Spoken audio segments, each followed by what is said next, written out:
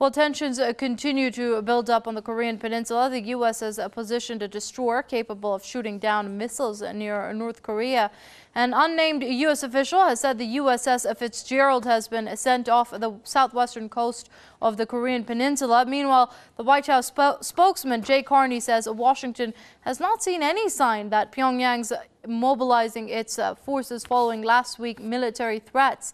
North Korea said last week the country is in a state of war with South Korea and is ready to strike targets in the U.S. mainland. The threats heightened tensions on the Korean Peninsula. Washington then flexed its muscles by sending two of its nuclear-capable stealth bombers to the region. Joining us now from San Francisco is Richard Becker with the Answer Coalition via Skype. Many thanks for joining us here on Press TV, Mr. Becker.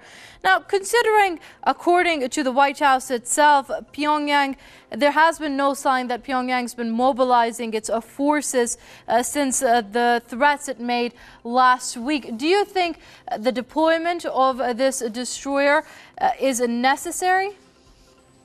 No, it's a provocative act. There's no question about that. And there's been a number of provocative acts. Here in the United States, what we hear through the mainstream media, the corporate media, is all about rhetoric coming from North Korea.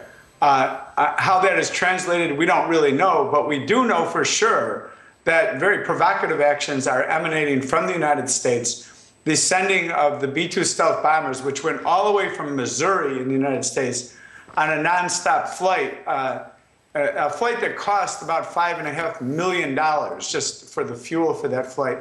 The sending those stealth bombers, which then flew very close to North Korea and dropped what they called inert munitions on the country. And that, when that happened, of course, North Korea, which had virtually its entire infrastructure destroyed, no building was left more than 2 stories by the end of the Korean War, the U.S. war in Korea in 1953, of course, responded to that. And that was followed then by the deployment of F-22 stealth fighters into the airspace over Korea.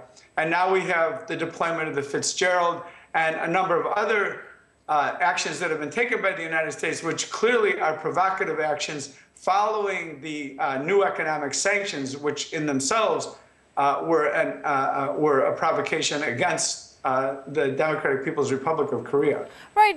What kind of a role do you think China can and will play in the future if things continue to go this way? Many are saying these recent provocations by the U.S. are aimed more toward China than North Korea. Do you agree with that?